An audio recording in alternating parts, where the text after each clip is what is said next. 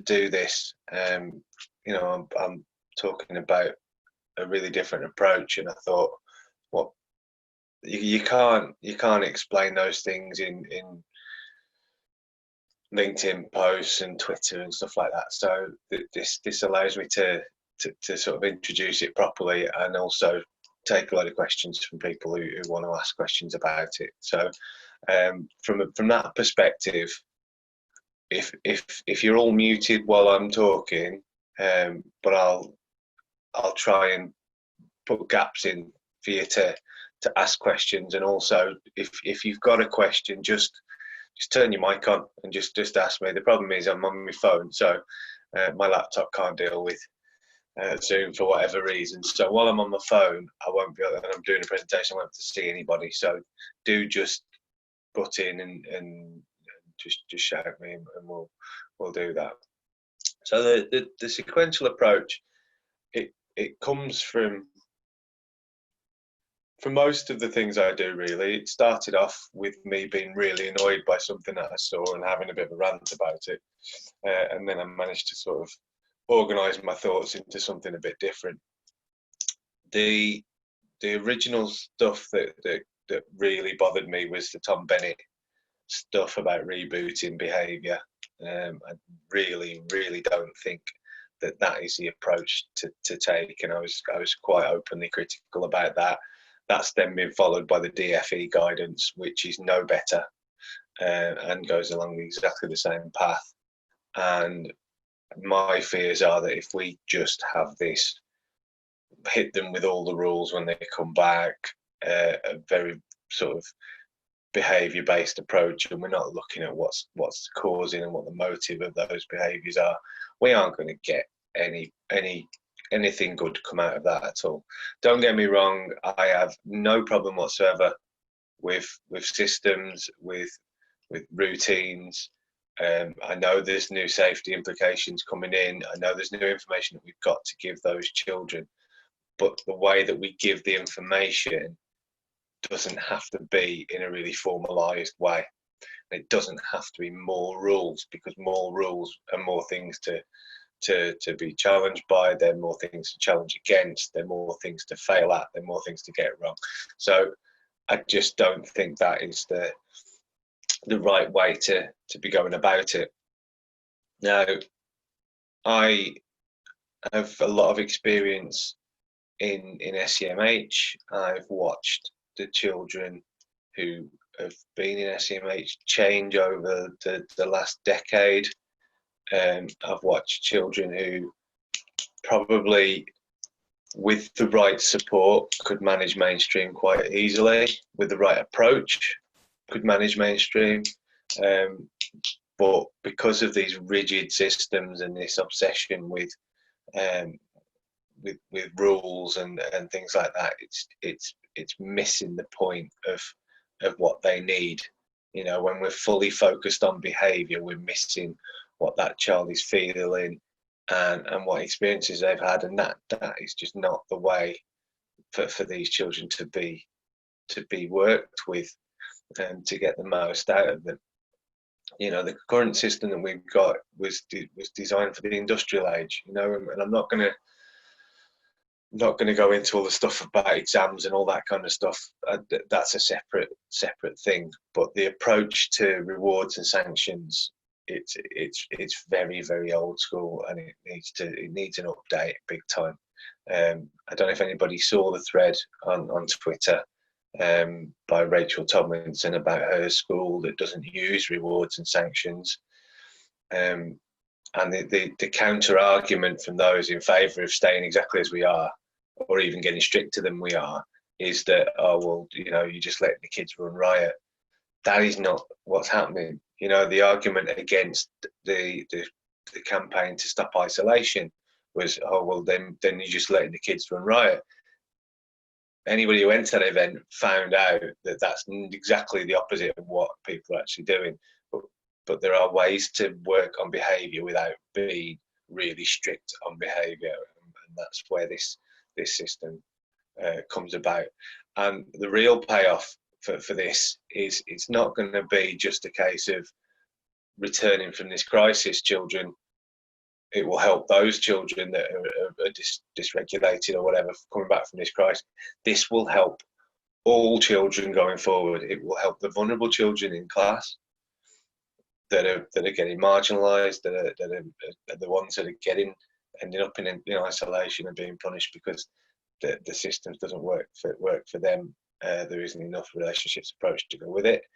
It will be more beneficial for learning as a whole for two reasons.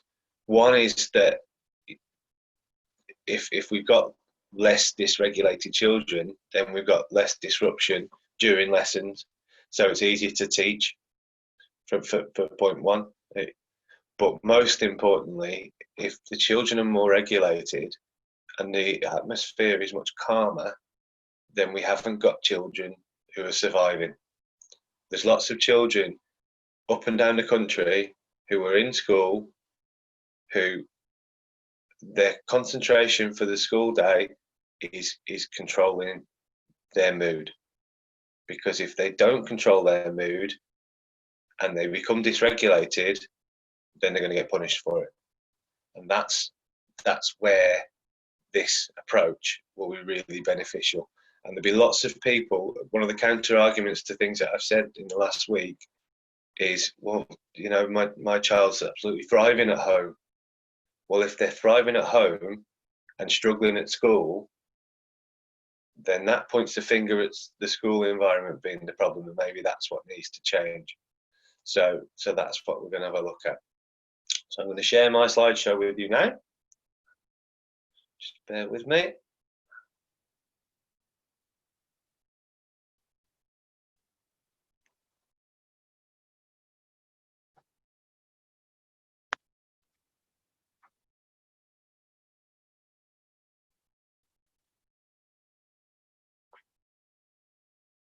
Sorry, just give us a sec.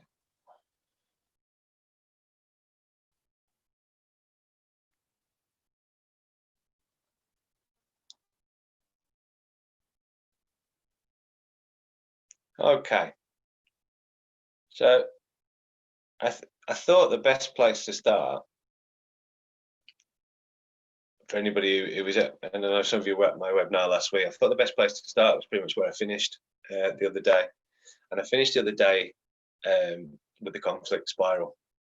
And what we are in danger of having, especially with the new DFE guidance, is a huge amount of conflict when we come back, because of the way that it's organised and the fact that it doesn't take into account the children's experiences at all, and it asks staff to respond in a punitive way to whatever behaviours are coming about.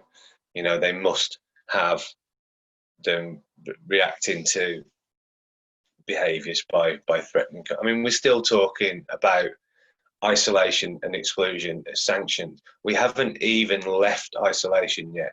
We haven't left lockdown yet, and we're talking about using the very things that we're experiencing, and we're all going stir crazy, and we're all miserable about the situation that we're in, and we're already talking about using that as punishment for children. That can't be right. That just cannot be right. So what experiences have these children had during lockdown? And like I say, there will be exceptions to this. There'll be some that have actually had a really positive lockdown experience, but it doesn't mean they haven't lost, and it doesn't mean they're not anxious about going back. And we'll look at that as we go. But a lot of children will have definitely had the experience of, well, the teachers have left me, because there was no warning. It was a literal case of bang, we're shut. There was no time to prepare a lot of those children. The schools were just closed, bang. Now that will be seen as a rejection for a lot of children, and that will have an impact, and they will feel like they've been left. They will not feel safe, and they will not feel safe for a number of different reasons. There will be children who have been unsafe, and therefore they are stuck in survival mode, and that's where they're at, and that's what they're going to be doing. There will be other children that are coming into this environment that is just not the same. They're not sure about their relationships and where they stand with people. Everything's different. and that will cause them a lot of worry, a lot of anxiety, and a lot of fear. And then there will be the social side of everything. You know, they've not had contact with their friends. They will be thinking, do my friends still like me? Do they still want to be my friend? Have they moved on without me? All of those different things will be popping around their head. So those experiences are negatives that they've got to deal with. That will then mean a number of different feelings.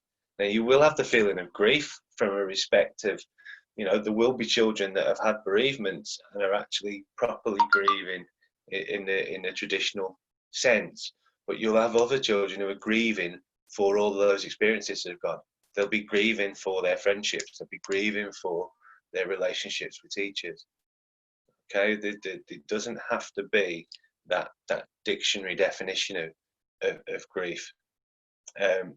Their self-esteem will be really impacted because, again, they're going to feel like they've fallen behind and they can't do this and they can't do that. It's going to be really sort of impacted in that respect. Fear of failure, fear of rejection are all very relevant things that they're going to be coming back with. And they might be angry. They might be angry at the whole situation, the lack of control they've got of everything, but they might also be angry at the staff for leaving them. That is going to lead to behaviours that are probably challenging and aggressive, especially if they're angry, especially if they're scared. You might get those fight responses, those reactive behaviours. They may be defiant and avoidant. They may have become withdrawn and chosen a freeze response and not want to be involved and refuse and avoid and all those different things that we've got to work with. But what we've got to really watch out for, and like I mentioned before about children who are adopting a freeze response and they tick along nicely in the background, they never caused any bother to anybody, but they're probably 2 or 3 levels below what they're actually capable of. And that's because they're spending all of the time concentrating on managing their feelings, which means that they can't actually concentrate on what they're trying to learn, and their executive function is not working, and it's impacting on their progress quite dramatically. If we are faced with challenging, defiant about behaviour, then we are told to take a punitive line. We need to threaten the consequences, and that's what the DFE is guiding us to do. We have we must use this very rewards and sanctions based approach. Basically, if we stick a line across the middle, that's where we're told. We're not looking at feelings or experiences. They don't matter. We're looking at the top 2 bits. What's the behaviour, and then how do we react to that behaviour? And what we guarantee there is we're going to have conflict. And I think there's a big underestimation of just how much conflict there's going to be, because systems like this can work if you've only got a few children who are dysregulated. You've only got a few children who struggle with the system. When the majority can deal with it, then this approach will work to a degree, and then the stragglers will end up in specialist settings like I used to work in. The problem is there's so many children now have had these experiences. The number of children and the volume of children that are struggling has just multiplied, and hitting them all head on in this way, they are not going to be able to. They're going to be overwhelmed. You know, sending them to pastoral teams, the pastoral teams are going to be overwhelmed with the numbers of children that suddenly can't work in this kind of system. We need the system, we need the rules, we need the boundaries. Totally agree, but they should be underpinning. It should be much lower down in terms of priority, and we should have the other stuff the relationships-based approach much higher up in that respect. Okay. So it's really about the adult. You know, it's going back to the Paul Dix stuff. When the adult changes, everything changes. What do we see with that child that's breaking those rules? The DFE would have us see a rule breaker, a child that's making a behaviour choice, a child who needs to be threatened with a consequence, and a child that needs to be given a consequence.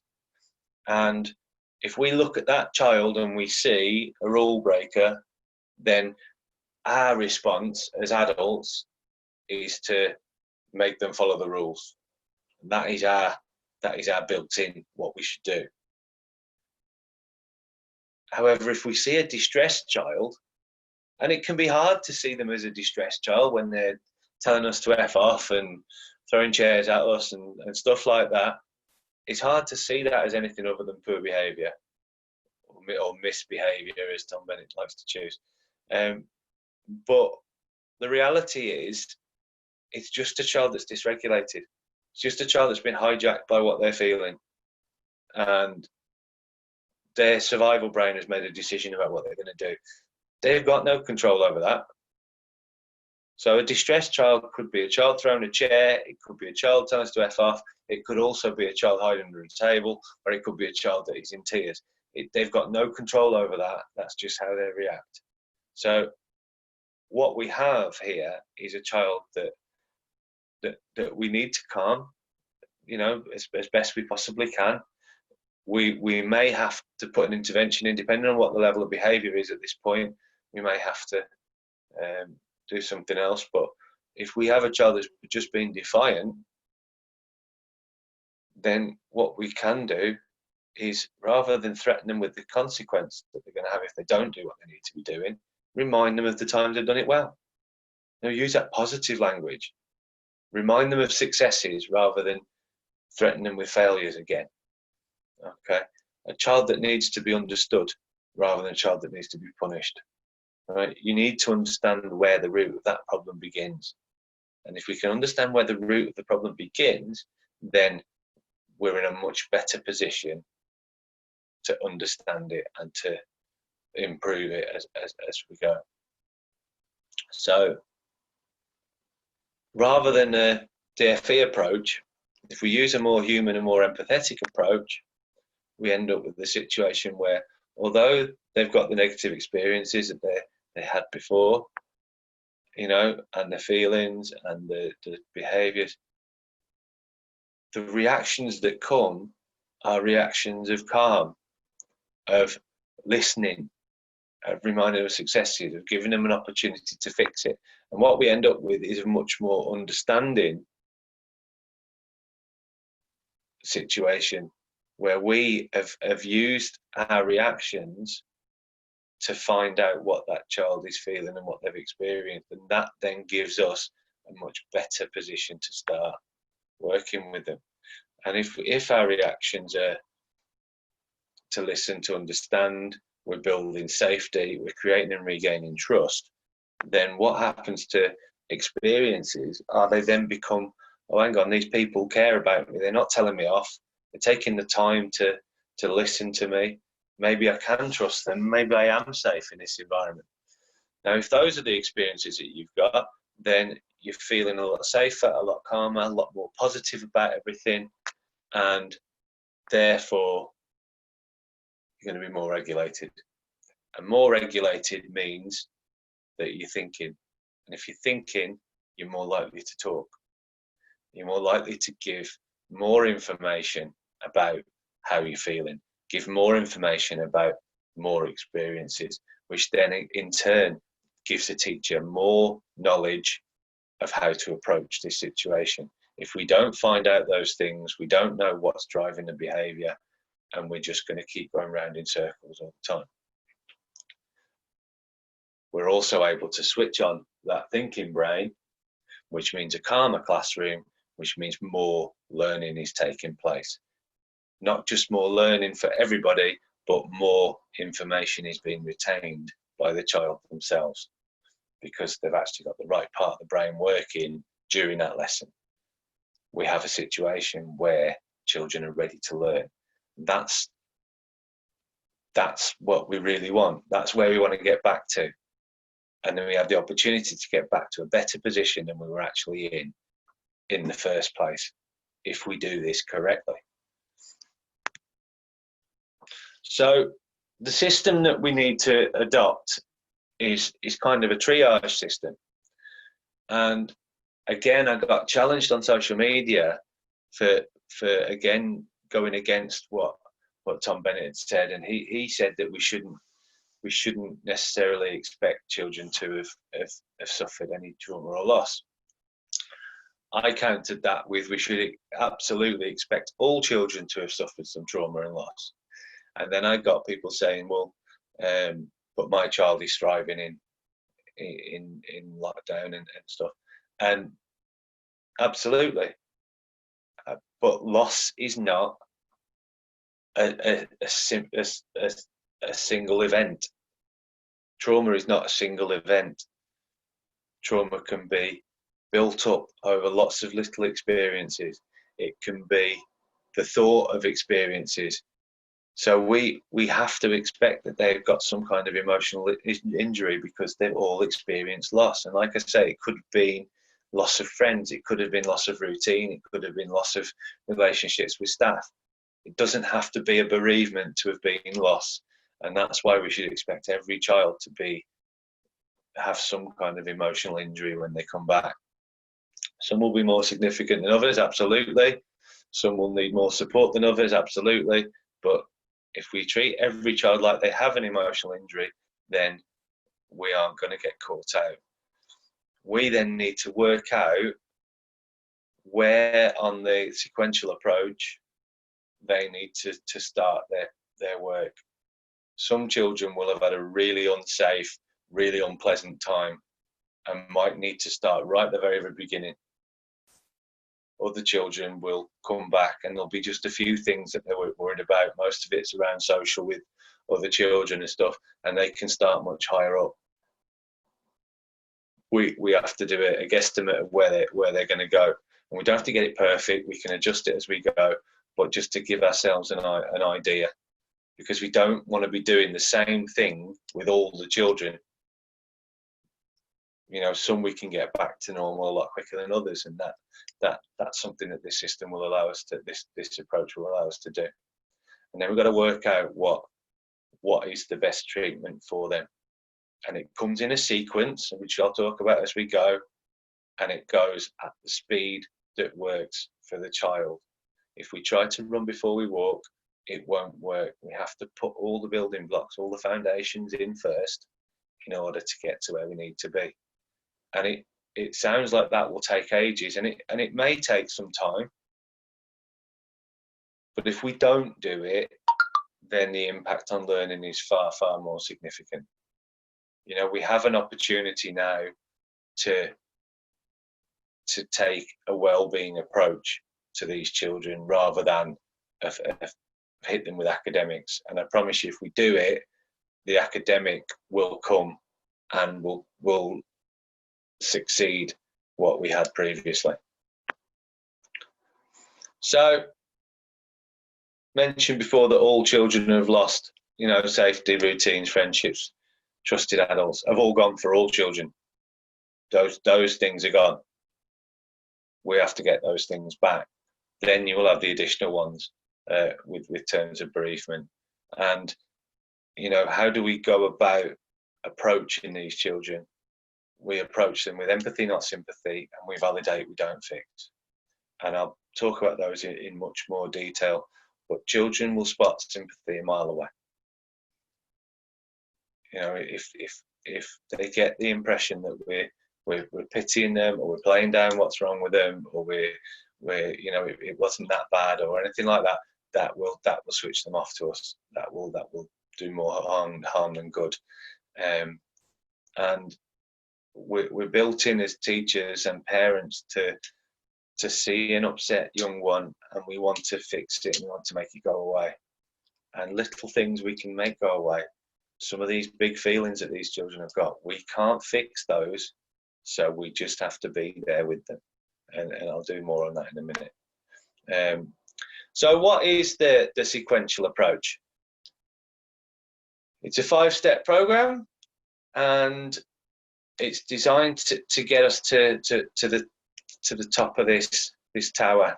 It's a mashup of two of my big inspirations, one being Maslow. I've always used Maslow's hierarchy as a basis of my work. I've sort of tweaked it into my own sort of version of it, and very similar to this.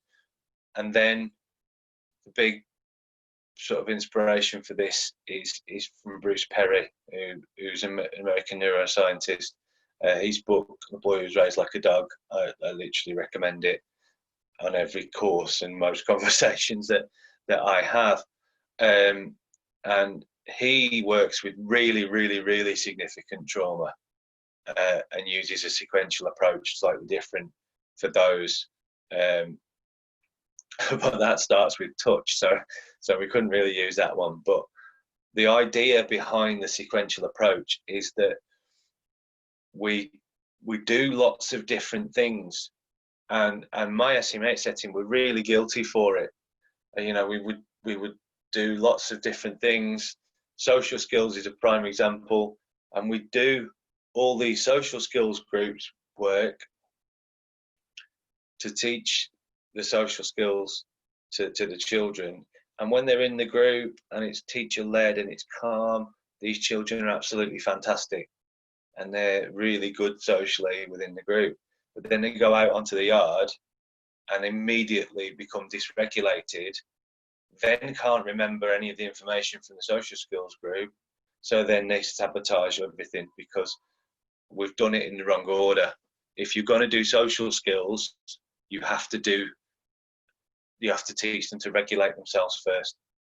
And, you know, that's why the order is so important. So we need to start by making the child feel safe, because if we don't make the child feel safe, then they're in survival mode, and whatever else we try and do, they can't retain it, the information, and they will sabotage it in moments of fear.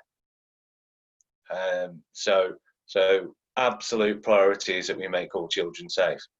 We then need to regain the trust, and we need to regain the trust because without it being our fault, we have abandoned them. You know, we've left them. What are we going to do about it? And we'll look at that in a minute. We also need to support and teach those re-regulation strategies. We need to teach them how to calm down. More children than ever are going to be returning to school in a dysregulated state. And if we have those children dysregulated and we go straight into trying to enforce a load of new rules on them, and we go straight into trying to go into learning in that dysregulated state, then we are going to cause more problems than we solve. We will then need to repair that fear of failure and a fear of rejection from others. You know, there's a real impact on what the other children think to regards to learning. You will have those children that never answer a question, that never get involved in discussions, that never put their hand up, and they're quite happy to just try and hide in the background. And that is because they fear the opinions and the rejection of their peers. If you look around, what's the one thing that is everywhere? If you spend any time on social media, is all sorts of things to try and get some attention and some connection and some approval from other people. We've got TikTok videos going all over the place. We've got silly things happening just for people to try and get that connection and try and get that approval, because it's so important, especially at the age that these children are.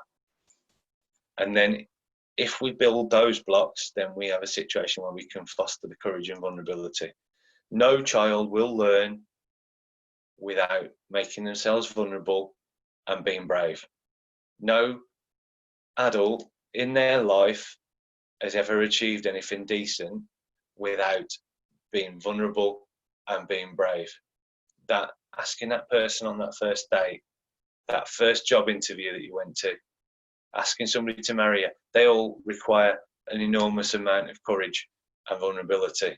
And that's sort of that's for Brené Brown based inspiration on that one. Again, somebody else I can't recommend highly enough. And if you've got Netflix, Call to Courage is an hour and a half you won't regret on there. So let's go through them. Starting off, safety. 4 parts. First part is to listen. You know, it's an undervalued skill, listening. And listening involves us not talking.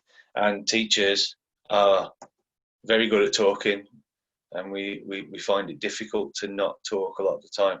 But we have to give that child a safe place to speak and to open and to let rip sometimes. You know, if I asked you, what do you do when you're really stressed and you've got a real build-up of worries and all those different things, what's the best thing for you to do? And there'll be a lot of you sat there going, well, I'd get a bottle of wine or I'd get a can of beer and I'd have a right good rant. We need to let the children do that. We need to offer a safe place for the children to do that. Okay. And we, you know, yes, it would be great to do that on an individual basis. But the value of PHE SE sessions now and circle time and small groups and form groups and all those things now, it's a chance for children to have a voice and to voice their concerns. And that's what we need to do, and we need to make it a safe place for them to do it. And even if they tell you an absolute load of cobblers, it doesn't matter. If they've done something wrong and they tell you that, oh, well, aliens landed and told them they've got to do it, we can worry about that later on. But it's letting them have the voice that does the work for us. And we can work that out later on. And that's where being intuitive is so important, because we might not get a direct explanation of what's what from these children. We might have to read between the lines. We might have to unpick it a little bit, and we might have to work out what they're feeling. If we're expecting children to know what they're feeling and be able to verbally tell us what they're feeling, and I think we're a little bit optimistic in a lot of respects, you know, but they might be able to tell us, oh, you know, I've got funny feeling in my tummy, or I'm really sort of tense all the time, or my heart keeps beating really. Then we can use those physical feelings to try and figure out what the mental feeling is. If they tell us through a story something and what they're really trying to tell us, we have to work those things out, because we're the people that know these children well, and we've got to get to the root cause of what's about the behaviour and why they're feeling unsafe in order for us to rebuild it. I said before, we have to validate what they are feeling, not fix it. We need to be human. We need to share our feelings. You know, it's nothing wrong with us telling them, do you know what, I felt really uncomfortable and a bit sad as well over this time, and I feel a bit anxious some of the time as well, and this is what I do. You know, because when they see you as human, that's when the trust comes. We badger it from initial teacher training onwards. We push this idea that we have to be an authority figure, and we are this supreme being at the front of the class. We are a fellow human being that they need to relate to. That there's nothing more important than that in the whole of our education system is that, you know, the person that they're speaking to, they feel like that's somebody who's level to them, and whatever it is that they're feeling, we accept it. We aren't trying to put a value on what they're feeling. It's not for us to go, oh, well, that's not very bad, really. You know, you should get over that quite quickly, or, you know, or we apply our own logic to what they're. Our own logic doesn't come into it. Our perception of what's going on does not come into it. It's how it makes them feel. How that experience makes them feel is not for us to decide. That's for them. And that's where the empathy comes in. Don't minimize it. Don't compare. Just be there. Don't judge. Just be there. You know, and that's a lovely little cartoon that a very wise person shared on social media the other day. If somebody's having a rough time, just sit with them. And I know that you're thinking, well, this is going to take ages. This is loads of time that we'll be learning and stuff like that. Promise you the payoff at the end will be worth it. Regaining trust. 3 R's. Reassure that you aren't going to leave again. Really important. You're going to be in a situation where, and it's through no fault of your own, none whatsoever. You couldn't have done anything about it, but it doesn't mean that that's the way the child is going to see it. As far as they're concerned, you left them, and they're going to react to that in 3 different ways. You are going to have those children that feel, and they're going to be very much attachment type behaviors that you're going to have, because you're going to have those children that you left them, you might well leave them again.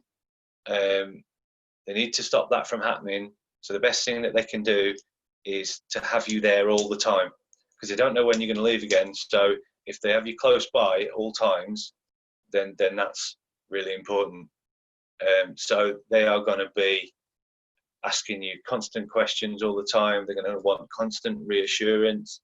They're going to need you close by, and all we can do is just keep reassuring them that we aren't going to leave again. And we've got to make that as believable as we can. And that's difficult because we don't know for sure that that's not the case. You know, we could get another wave of things. We could get another lockdown, and it could go again. So the conversation is that you know, you didn't mean to and you didn't want to, but you get told. Other people, just like you tell them what to do, we get told to do by other people and stuff. But those are conversations that we've got to try and have and reassure as best that we possibly can. There's going to be a number of children who will feel like they had opened up to you.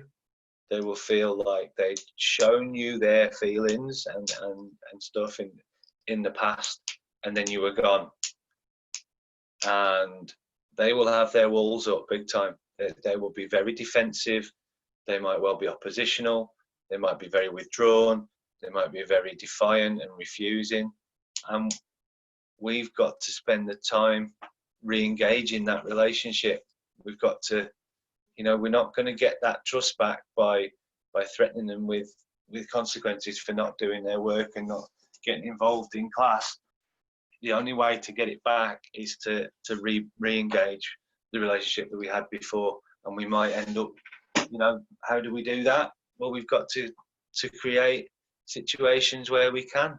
You know, we might need to go and have a chat with them on yard, and we might need to play games, and we might need to involve them in group discussions and things like that. But whatever it is that we can do to re-engage that relationship, again, will be massively beneficial down the line, because we have to show that child that feelings aren't weakness, that they aren't going to be let down on purpose and abandoned and things like that. Because if they become really withdrawn and shut down, that's a really difficult thing to get back from. And again, the impact on learning down the line is enormous in that respect. And then the third one is that, you know, some children are going to be angry at us. We have to accept it, you know, and rightly so in some cases.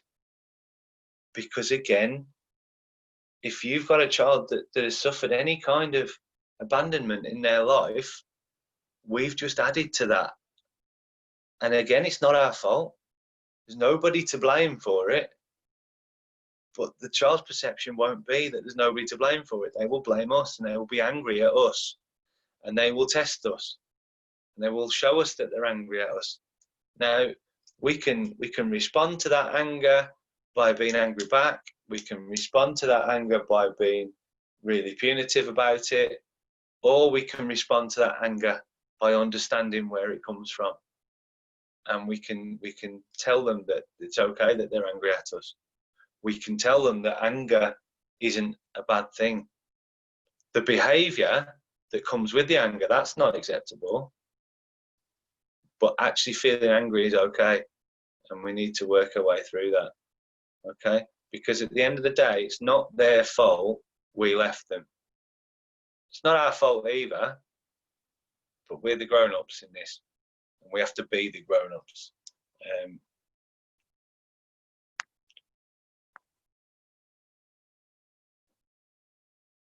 Regulation, really important. And again, we're talking about the sequence. You know, if they don't feel safe, then we're going to have situations where then we can't repair because there's no thinking going on.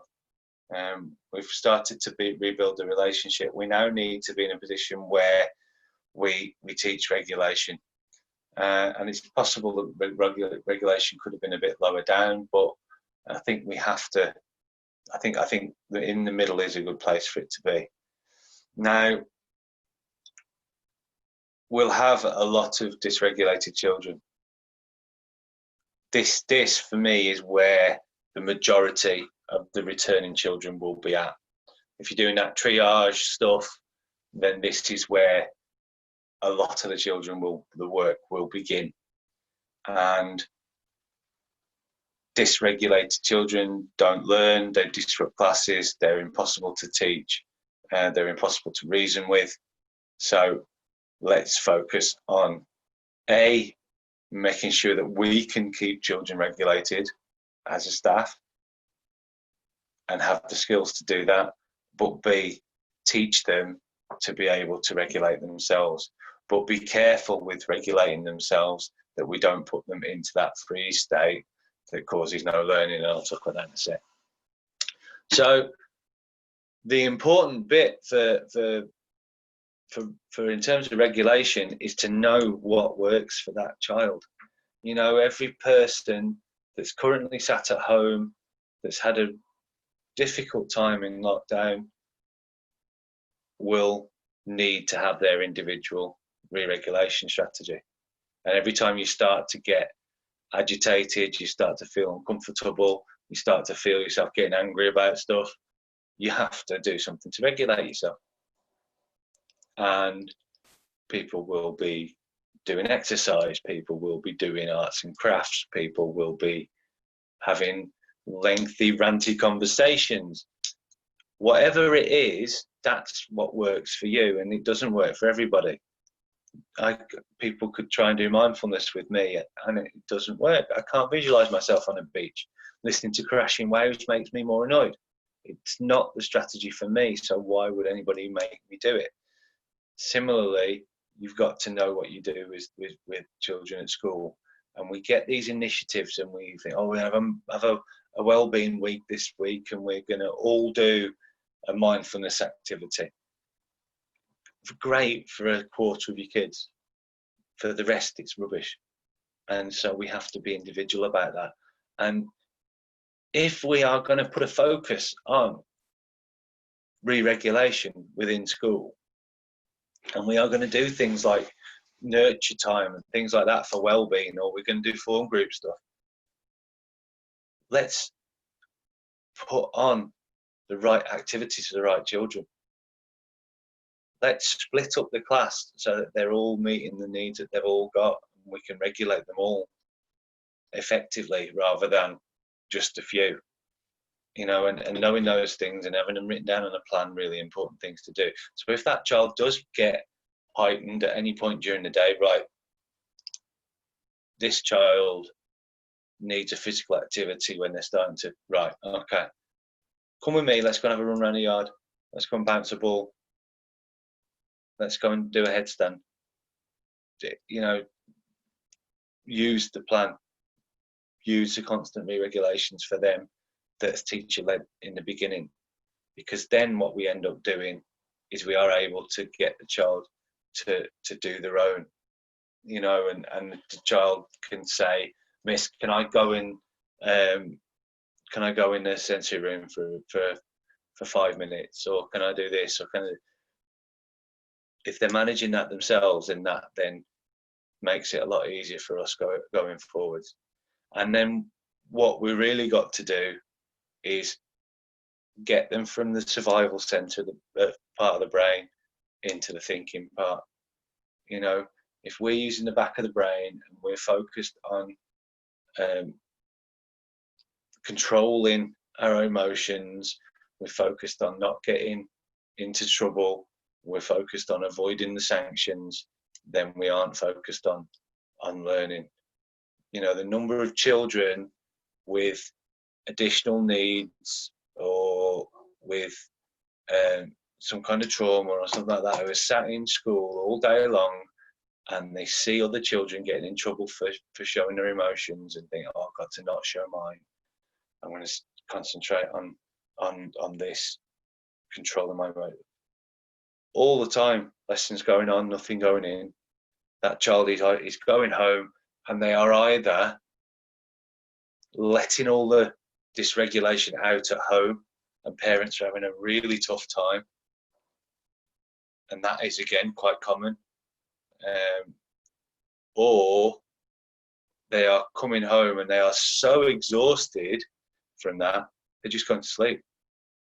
A lot of children on the ASD spectrum who learn to live in our world, because let's be honest, it's not built for them, and we say it's okay to be different, but it's really not. They've got to fit into our world, and they spend all of the time fitting in and concentrating on fitting in and blending in, that they're absolutely exhausted when they get home, and that can't be right. So let's look at how we re-regulate. Belonging, again, we've got to look at this, because the biggest barrier for me for good learning is fear of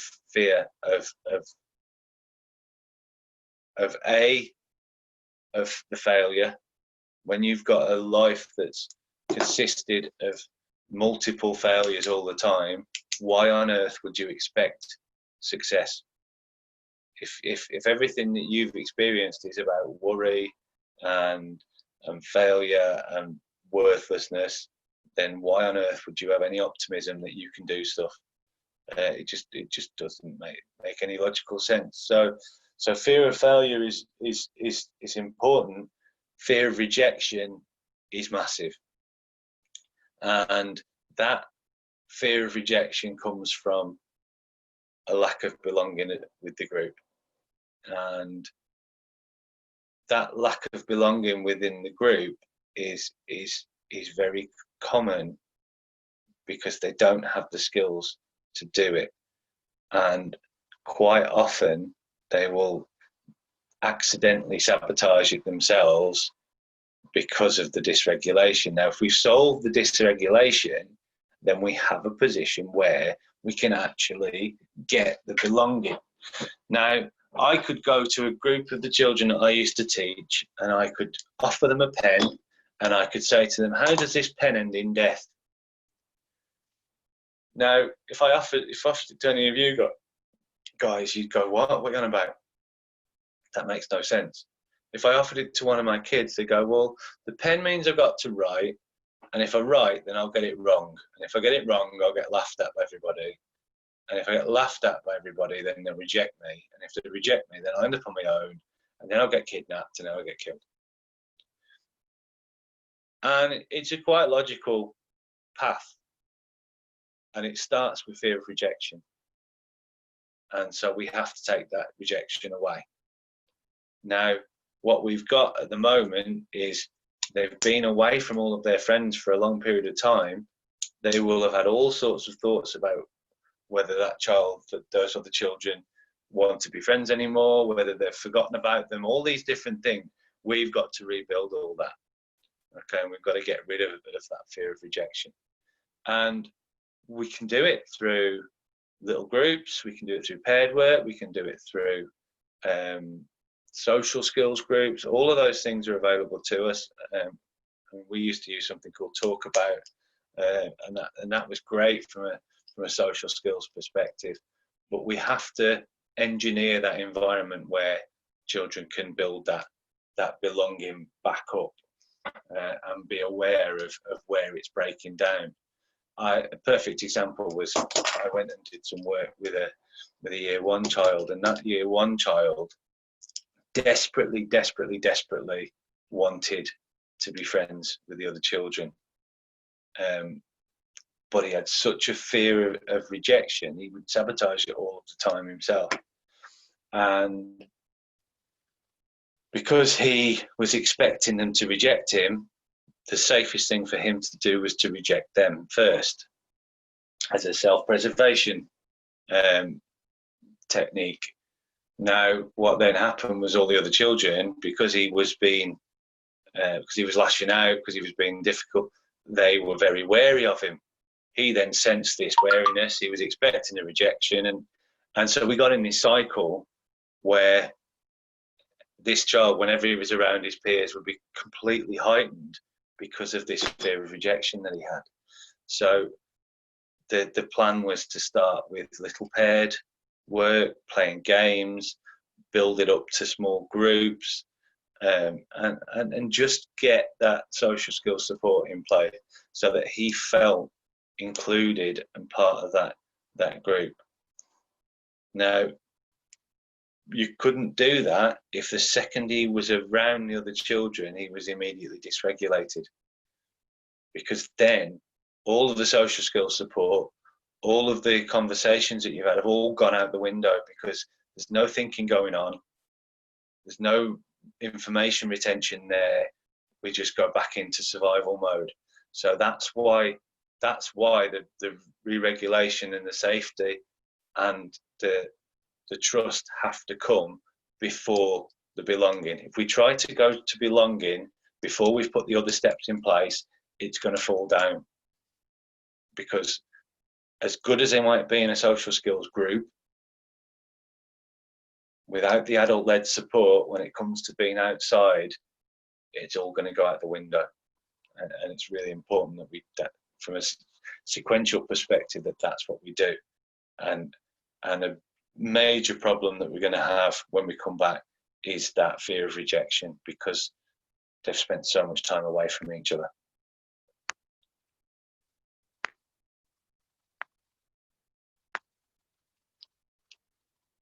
If we want learning, as I said before, we need to go through vulnerability and courage. And you can't get to courage without walking through vulnerability. Again, Brené Brown, we have to do that. So we have to overcome all the negative stuff, any shame, any fear, any low self-esteem. But we've now put the building blocks in to do that. This isn't going to come straight away, but if we have a child that is every day at school feeling unsafe, they're concentrating on survival, they're dysregulated, they're pushing other children away, they're damaging the relationships with staff, they're getting it wrong. If that's their daily experience, then the negativity builds, and the fear and the failure affect the self-esteem, and it bubbles over. Okay, if we can put these building blocks in place and we can be successful with the friendships, we can spot them being kind, we can spot them sharing well, we can, although we're not allowed to share now, We can, all of these different things, we can start to overcome those fears. And then we can get to a position where they will take risks. And, that answering questions in class in front of 30 other children is terrifying for these children to do. And we ask them to do it just flippantly all the time. Reading out loud, the pressure that we put on the children sometimes. But if they're not scared of what other people will think, if they've got the belonging to not fear the rejection, then they're going to do these things. And that's how we learn, by taking risks, by making mistakes and getting it right.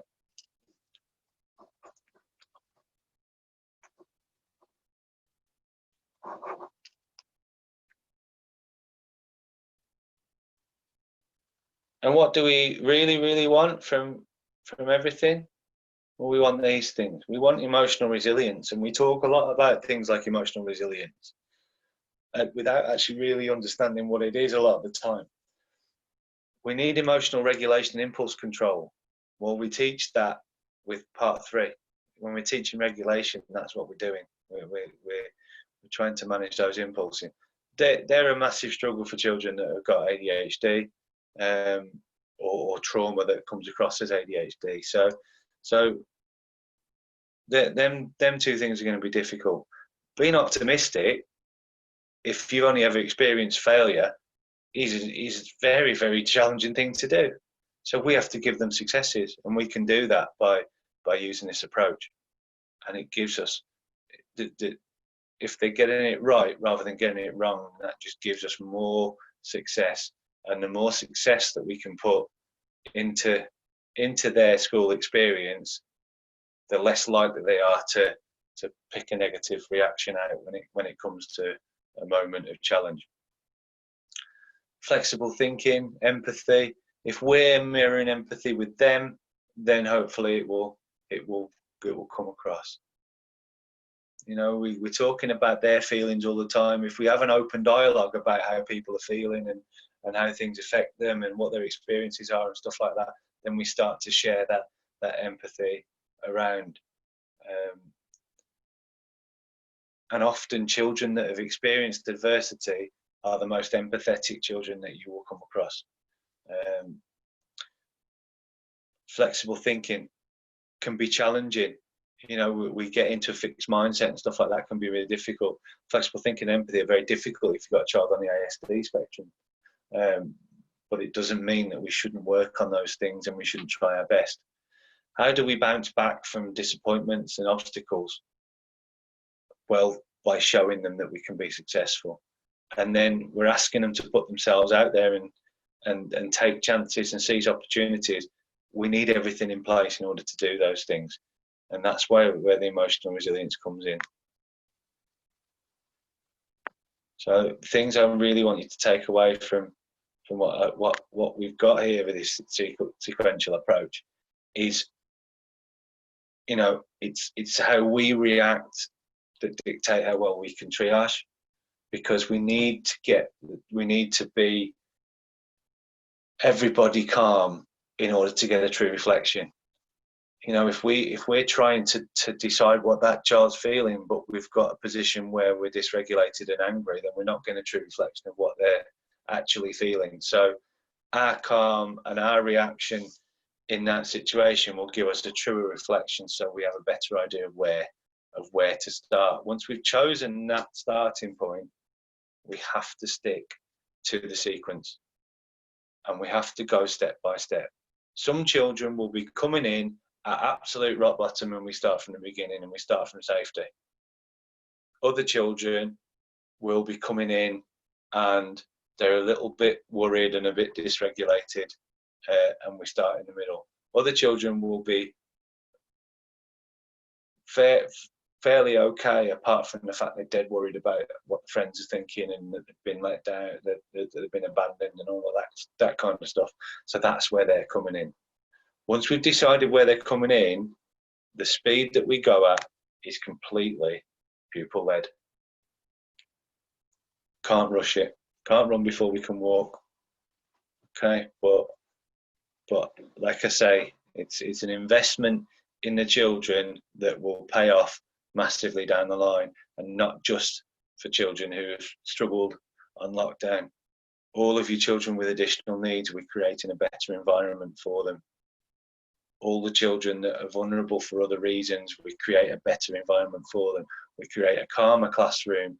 We create a situation where all the children are using the right part of the brain, and that the learning will be without fear, and in a positive way. So that's the sequential approach. I believe in it, and I think it's a much better alternative. So thank you very much.